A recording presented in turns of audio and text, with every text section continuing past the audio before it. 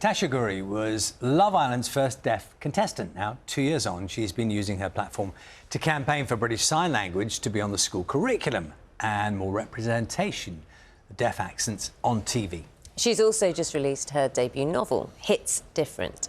It's about a partially deaf young woman who dreams of becoming a dancer. Now, Tasha joins us now. Good morning. Good morning. I should also say, as usual, you can watch our programme with live signing on the BBC News channel as well. Tasha, hello. Hello. Writing a book. I mean, campaigning, yes, keeps you busy. Yeah. Writing a book too. You had a co-writer as well. How's that process been? It's been amazing. Working with Hux was just incredible. We both had the same vision for Hits Different. We both really wanted that representation and just that sizzling, sexy summer romance as well. But yeah, it's definitely been a dream. So it's been amazing. It's a real contrast, or actually a real similarity to your experience in Love Island, because you were the first person with hearing difficulties on Love Island, and you must have been very conscious about how you would have been received, the perception of, if you're a deaf person, are you as attractive, for example, as someone who is able-hearing? Yeah, absolutely, and I think that's what the book's about. It's about actually, you know, finding yourself love, finding yourself confidence that you can find love no matter what disability you have. So that's what reading message is about. Is that you can, you know, find your person that will really truly love you for you. And throughout the book as well, it's very educational. You learn about cochlear implant, you learn about, you know, gender terms and things like that. So it really is such a beautiful message throughout the book that, you know, it's just learning that you have to love yourself first before you can love somebody else. So that's what's really all about with Hits Different. Yeah, how much of the story is your story? You know, going back as well, because people have learnt more about you, about your childhood and the challenges you faced along the way. It's like a little bit of elements in there. It's not fully me in there, but Cassie has elements of Tasha in there, the experiences. There's a part where cochlear implant falls out when she's dancing, and that's something that happened to me, but she carried on. What were the What were the circumstances? Tell us about that, because it's something people will sort of understand. Yeah, so when I'm dancing, sometimes my cochlear implant would fall out, and back then I didn't know how to deal with that. So I kind of would walk out, I'd be really angry, I'd be really upset with myself. And there's this one time where actually I just carried on, still in time with the music, didn't let it bother me at all. And eventually I learned how to not let it define me and not let my hearing define me. It's just part of me that's something special and unique, and that's where I really started to find my confidence and grow. I dare say that you must have met young people, particularly, probably people of all ages, to be honest, who you have had an impact on, and that must be very special for you. It is. I don't think I'm still used to it. I'm still getting used to, you know, messages from people, and I think that makes me happy. So all I ever wanted to do was kind of give that confidence to people and, you know, help them find their inner selves, you know, and that makes me happy, the fact that people can feel safe to message me and say, because of you, I felt confident to wear my hair up today, or felt confident to even talk about it. And that is so special, and I've always dreamt of having that platform to use it for the better and just be positive about raising awareness. You've called your deafness your superpower. Yeah.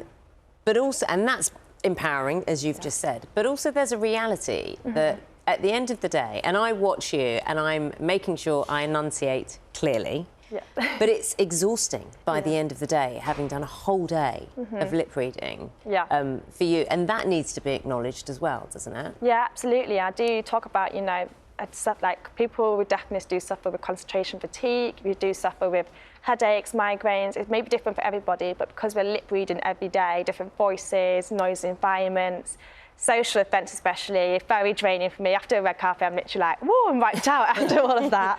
So I think, you know, there is that reality as well, but because when you've dealt with it for such many years, you know how to deal with it, and I know how to take time off, recharge, and then come back again and do my thing. Which is why BSL, British Sign Language, is so important, and you've successfully been part of the campaign to get this taught in schools. I mean, what is the world that you envisage? You know, for people who are hard of hearing or deaf, you know, to make that easier?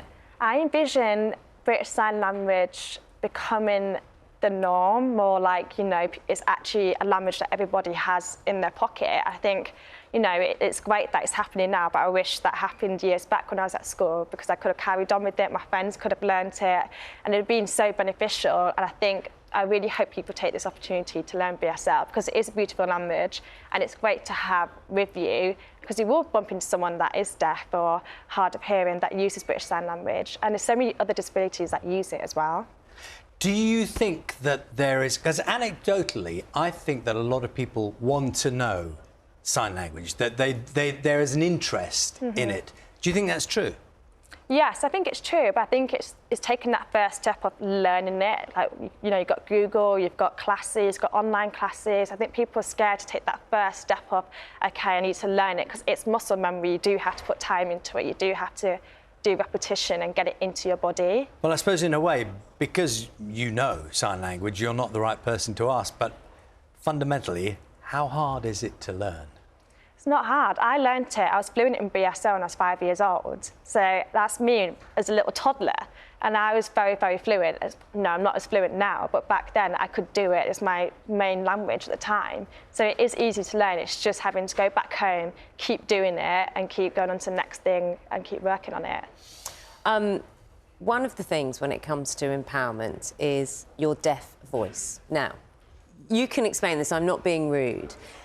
There is a moment when you have the cochlear implant in, you hear differently, therefore speak differently. Yeah. How different is your voice, and how important was it to you for others to hear your, I mean, can I call it the deaf voice? I say deaf accent. Deaf yeah, accent, deaf thank accent. you. Yeah, so I think, you know, at the time when I came out the show, I wasn't ready to show that part of myself just yet. But for me, when I get ready, I do have my cochlear implant out. That's the normal for me. And I was putting it in to do these videos, and I thought, that's not me being 100% authentic. That's not me really being my true self. So then I did the video where I had my cochlear implant out, and I just spoke, and my accent goes more monotone, more lower, and you know, it's a part of me that is beautiful. And I went, actually, I want to share this with the world as much as I can. And the amount of people that said thank you so much, because you know they felt the same as well. So it goes to show how important voices are, especially on social media. It's so powerful, it's so impactful to have. Well, you are obviously making an impact, which is brilliant. So thank you very much for coming in this morning. Very good to see you here. Thank you for having me. Thanks, Tasha. Tasha's novel, Hits Different, is out right now.